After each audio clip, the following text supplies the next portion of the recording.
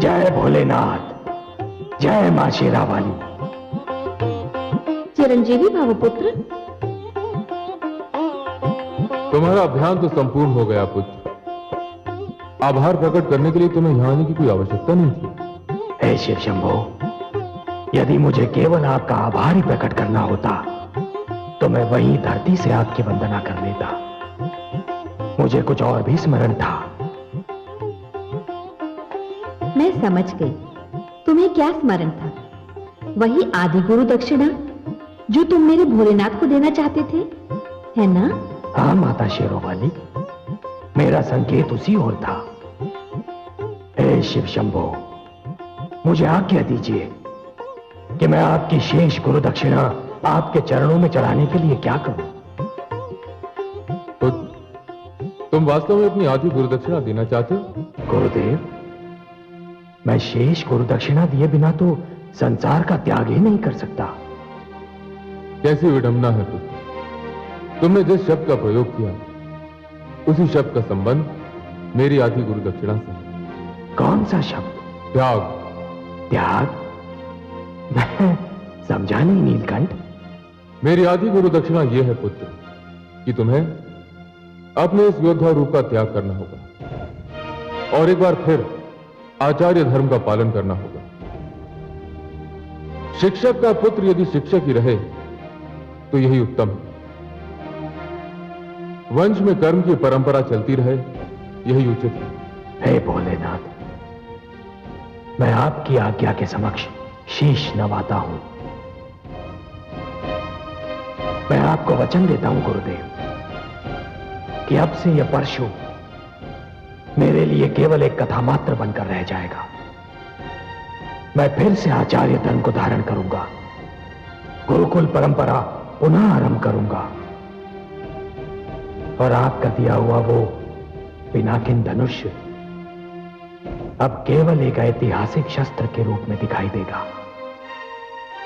परंतु हे भोलेनाथ, मैं उस धनुष्य को रखूं कहां?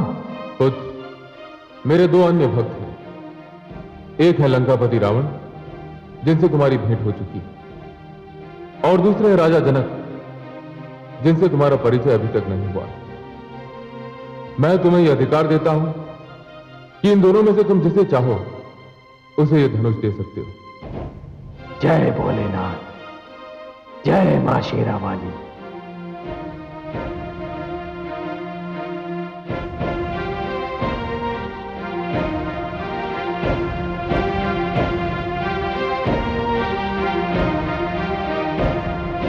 असुर कीर्ति विस्तारक, देवकुल प्रतिष्ठा विदारक, महाज्ञानी सुकेशु नंदन असुर सम्राट रावण पधार रहे हैं।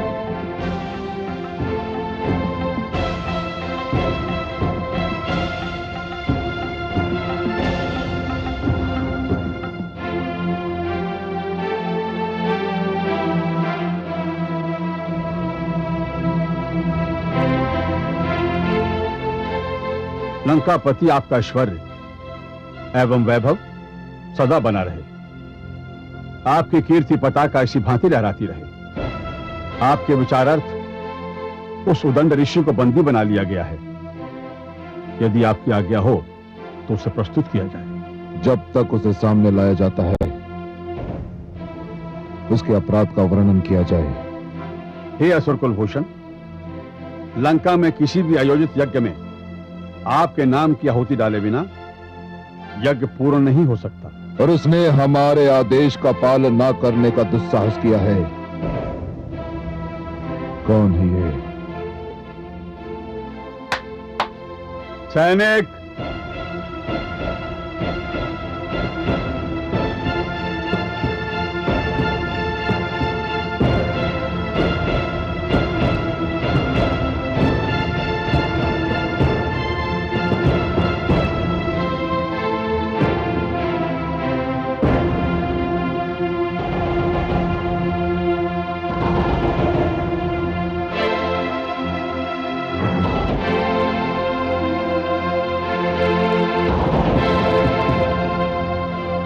युवक,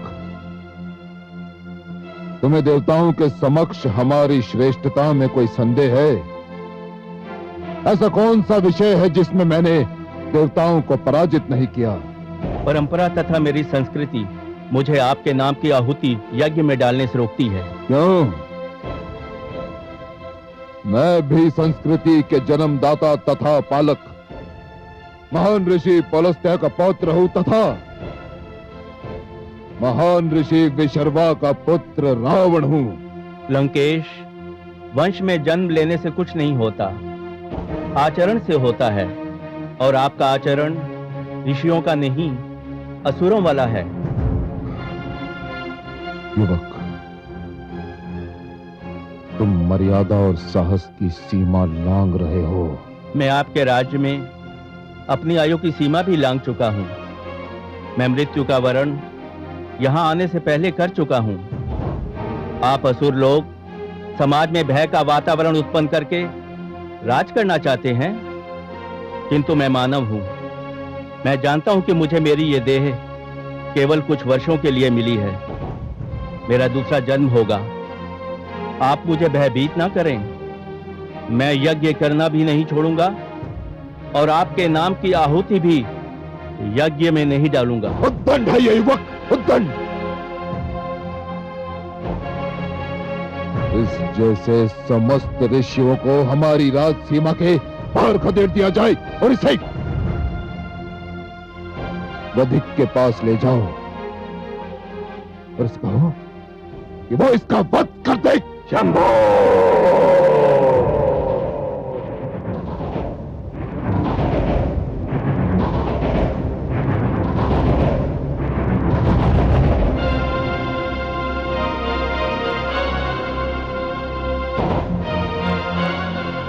परशुराम,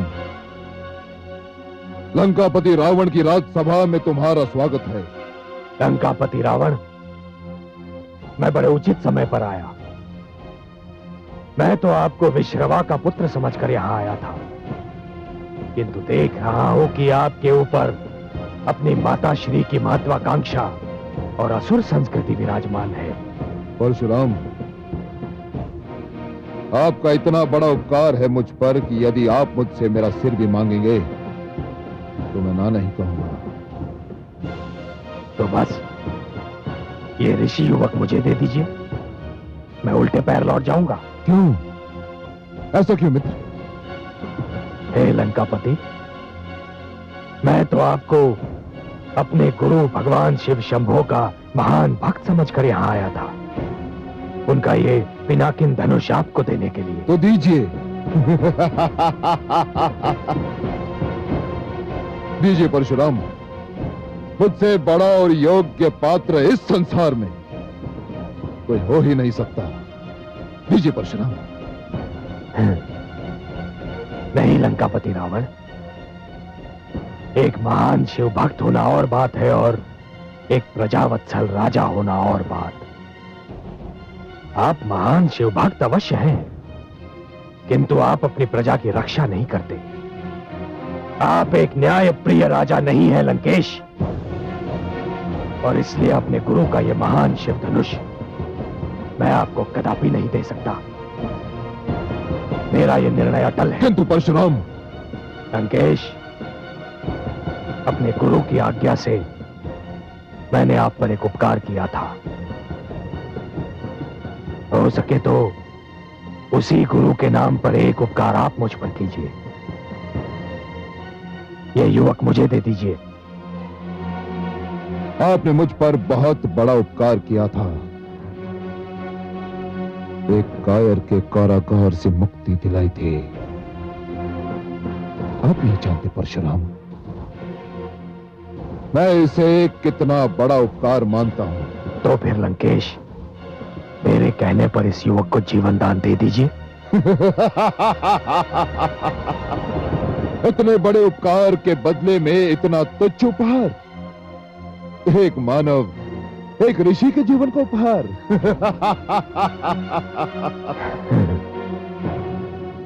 यही तो व्यथा है लंकापति रावण, कि आप ईश्वरीय सत्य को समझ ही नहीं रहे हैं।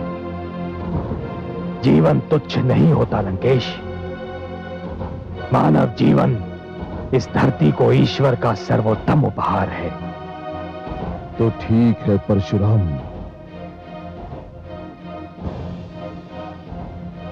मैं आपकी मांग स्वीकार करता हूं और इसे जीवन दान देता हूं। धन्यवाद लंकेश, अब जाने की अनुमति दीजिए। नहीं परशुराम, मुझे अतिथि सत्कार का कुछ अवसर तो दीजिए।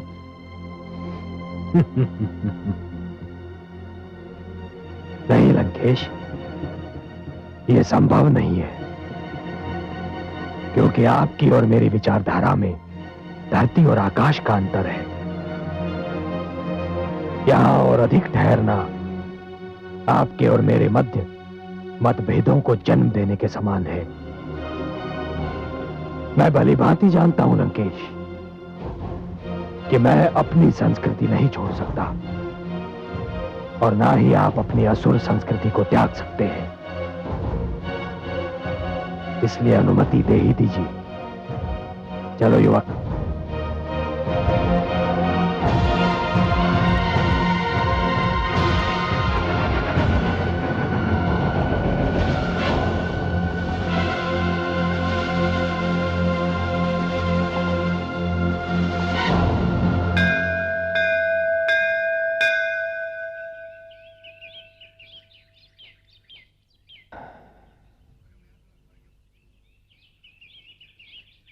जाओ नवयुवक, अब तुम्हारे प्राणों को कोई संकट नहीं। भगवान, मेरा शरीर, मेरी आत्मा, मेरे प्राण अब सब कुछ आपके लिए हैं। आपने मेरे प्राण बचाकर मुझ पर जो उपकार किया है। मैंने कोई उपकार नहीं किया, और सत्य पूछो तो तुम्हारे प्राण मेरे कारण नहीं बचे, वो तो तुम्हारे अपने सिद्धांतों पर जो तुम्हारा विश्वास था उसके कारण बचे हैं। रावण की शक्ति की चिंता ना करते हुए तुमने अपने सिद्धांतों पर अड़िग रहने का निश्चय किया। कदाचित यही बात ईश्वर को भा गई। भगवान, मुझे अपनी सेवा करने का अवसर दें। नहीं नवयुवक, मुझे अपने गुरु के आदेश का पालन करना है, जो रावण के सभागार में मैं नहीं कर पाया। अब मुझे शीघ्रातिशीघ्र मिथिला नरेश जनक के पास पहुंचना है। आयुष्मान भव।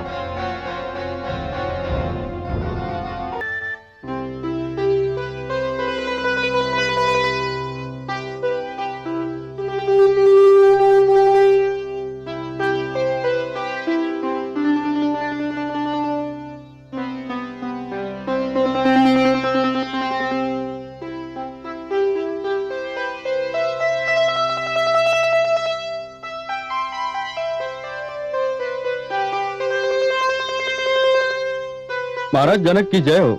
ऋषि जमदग्नि पुत्र श्री परशुराम पधारे हैं। वे आपसे भेंट करना चाहते हैं। भगवान परशुराम, अहो भाग्य, अहो भाग्य। कहां है?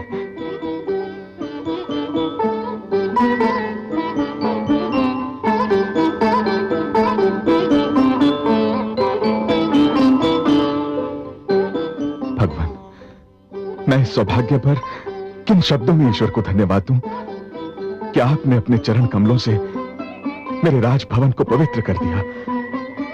हे भगवान परशुराम, मिथिला का कण कण आपकी इस कृपा के प्रति आपका आभारी रहेगा।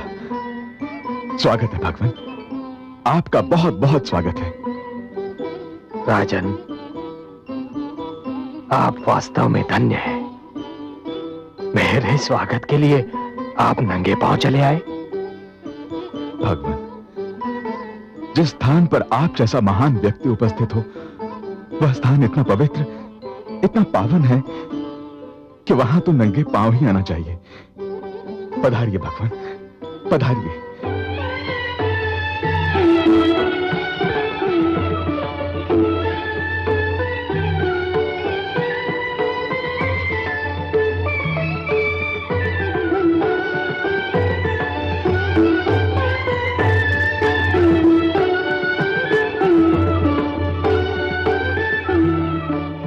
जाचिए भगवान।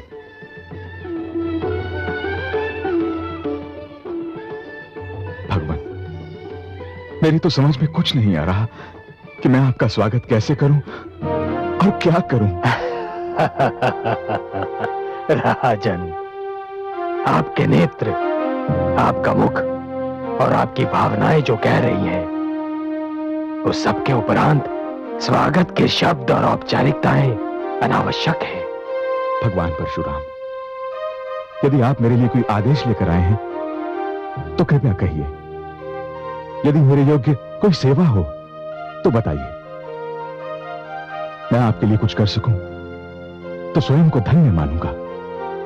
नहीं राजन, आपके लिए मेरा कोई आदेश नहीं है, किंतु हां, मैं अपने गुरु शिव शंकर के आदेश का पालन करने के लिए अवश्य आया हूं। भगवान, आपके गुरु का आदेश सिर आंखों पर। मिथिला नरेश, मुझे अपने गुरु शिव शंभो ने यह धनुष उपहार में दिया था, परंतु अब मेरे अभियान की समाप्ति के उपरांत मुझे इसकी कोई आवश्यकता नहीं है। मैंने इसे गुरुदेव को लौटाना चाहा, किंतु उन्होंने आदेश दिया कि मैं इसे लंकापति रावण को दूं या फिर मिथिला नरेश जनक को। गुरुदेव के आदेश के अनुसार मैं पहले लंका पहुंचा। तो फिर आपने यह धनुष लंकेश रावण को क्यों नहीं दिया भगवान? लंकेश रावण तो महान शिव भक्त हैं। इस नाते इस धनुष पर उनका अधिकार पहले है, वही इसके योग्य भी हैं प्रभु। उनका अधिकार अवश्य था राजन, किंतु वो इसके योग्य नहीं थे। हे मिथिला नरेश जनक, भक्ति एक महान गुण अवश्य है, परंतु भक्ति के साथ ही कर्म की भी उतनी ही महत्ता होती है। लंकापति रावण एक महान भक्त होते हुए भी स्वयं को अपने कर्मों से महान सिद्ध नहीं कर पा रहे हैं। इसलिए मैंने यह निर्णय किया है नरेश कि अपने गुरुदेव का यह महान पिनाकिन धनुष आपकी धरोहर बन जाए। भगवान, मुझ में साहस नहीं कि मैं आपके निर्णय पर कोई प्रश्न चिन्ह लगा सकूं, परंतु एक शिव भक्त को छोड़कर मेरा चुनाव करने का क्या कारण है प्रभु? जबकि आप भली भांति जानते हैं। हाँ राजन, मैं जानता हूं कि आप एक विष्णु भक्त हैं, परंतु विश्वास कीजिए राजन, मैंने आपका चुनाव इस कारण नहीं किया है कि मेरे गुरु शिव शंभो ने लंकापति रावण और मिथिला नरेश जनक इन दो ही नामों का सुझाव दिया था और मेरे पास कोई तीसरा विकल्प नहीं था। नहीं राजन, यदि मैं आपको भी इस धनुष के योग्य नहीं पाता तो इस धनुष को उमापति को लौटा देता और बेखट के कह देता उनसे कि वो दोनों इस धनुष के योग्य नहीं हैं।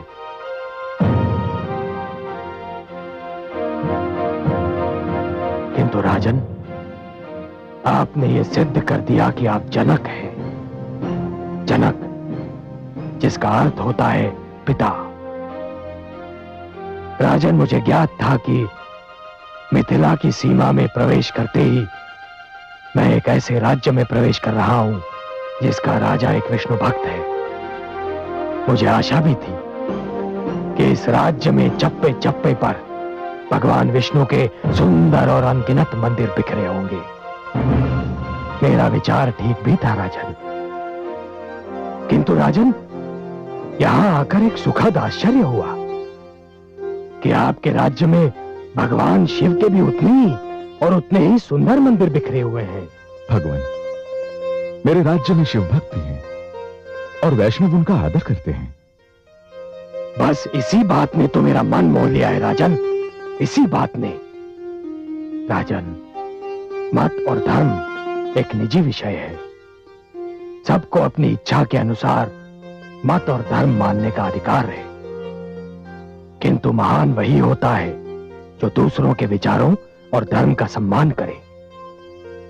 आपकी इसी सहिष्णुता ने मुझे अत्यंत प्रभावित किया है राजन, और इसीलिए इस महान शिव धनुष का संरक्षक मैंने आपको चुना है। आपका ये राजभवन किसी मंदिर से कम नहीं है राजन। भगवान, मैं वचन देता हूं कि भगवान शिव के इस धनुष को न केवल पूरे सम्मान के साथ मिथिला में स्थापित करूंगा, वरन अपने प्राणों से भी अधिक इसकी रक्षा करूंगा।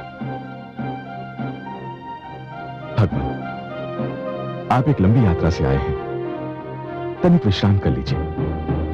मुझे और मेरे परिवार को अपनी सेवा का अवसर दीजिए। मैं कल ही इस धनुष के लिए यथा योग्य स्थान बनवा दूंगा।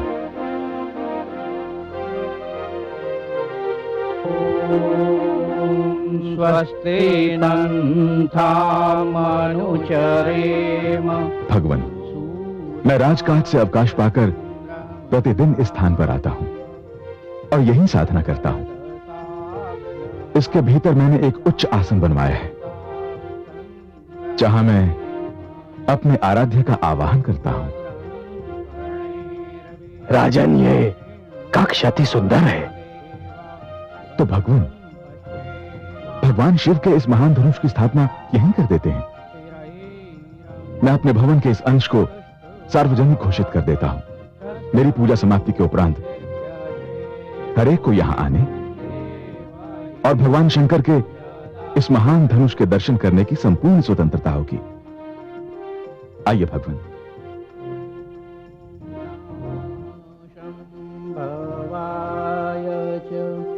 मयो भवाय च नमः शंकराय च मयस्कराय च नमः शिवाय च शिवतराय च ॐ नमः शिवाय।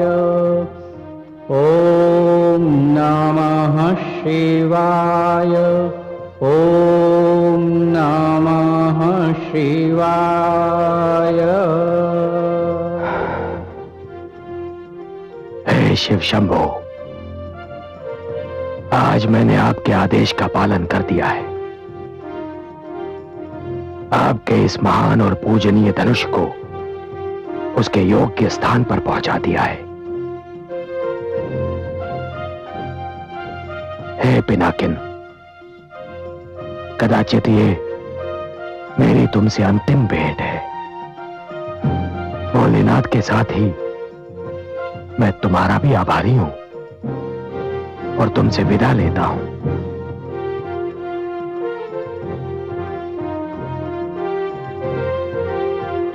हे शंभो शंभो शंभो।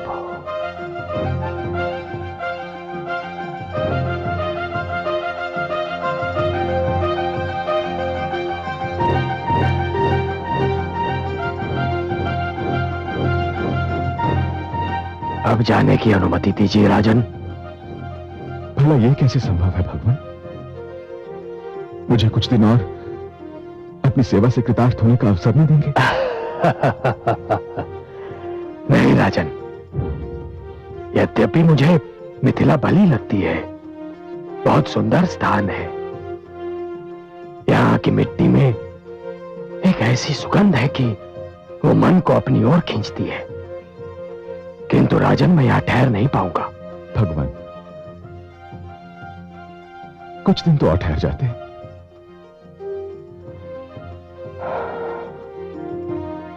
नहीं राजन, राजन, मैंने जीवन में इतनी हत्याएं की हैं कि मेरा मन ऊब गया है। यह सत्य है कि हत्याएं करने पर मुझे विवश कर दिया गया था, किंतु हत्याएं तो हुई ना, जिनके कारण न केवल मेरे हाथ रक्त से रंगे हैं, वरन मुझे ऐसा लगता है जैसे मेरा समस्त अस्तित्व रक्त सागर में डूब गया है। मेरे मन पर, मेरी आत्मा पर एक बोझ है राजन, एक बोझ है। मैं साधना में डूब जाना चाहता हूं राजन। ऐसी साधना में जिससे मैं न केवल संसार को वरन स्वयं को भी भूल जाऊं। भगवान, मैं आपको रोकने का दुस्साहस तो नहीं कर सकता, किंतु यदि आपने जाने का निर्णय कर ही लिया है तो मुझे कोई ऐसी शिक्षा देकर चाहिए भगवान, जो जीवन भर मेरा मार्गदर्शन करती रहे। हे राजन, जीवन के मेरे अनुभव से जो मैं सीखा हूं वो मैं तुम्हें बताता हूं। मैंने ये जाना है राजन कि कर्म ही धर्म है, कर्म ही वर्ण है, कर्म ही वास्तविक जाति है, कर्म ही जीवन का आरंभ है और कर्म ही जीवन का अंत है। अंतिम श्वास तक मनुष्य का केवल एक ही धर्म है राजन, और वो है कर्म।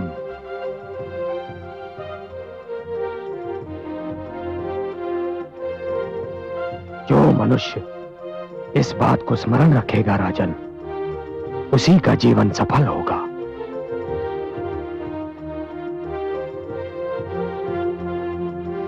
यशस्वी भव।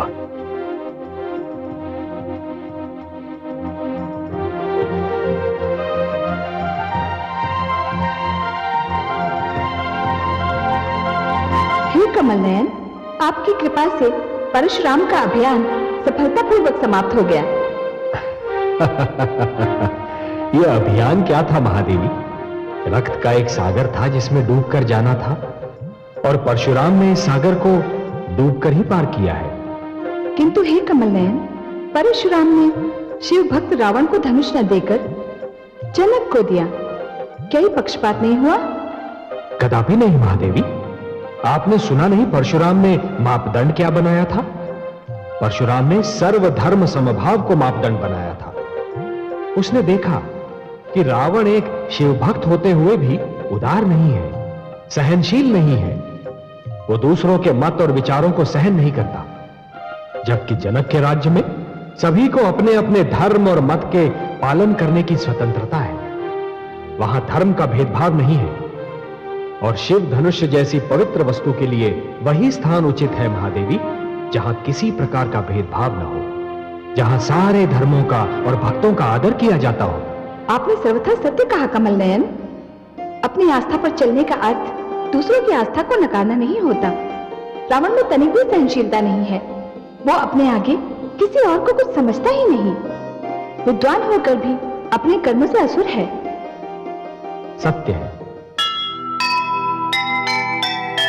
अपने अपने पथ चले, सबको है अधिकार। मत दूजे पर लादिए अपने जटिल विचार। हिंसा अत्याचार से चले न कोई काम। जग में हुआ घमंड का सदा बुरा परिणाम, सदा बुरा परिणाम।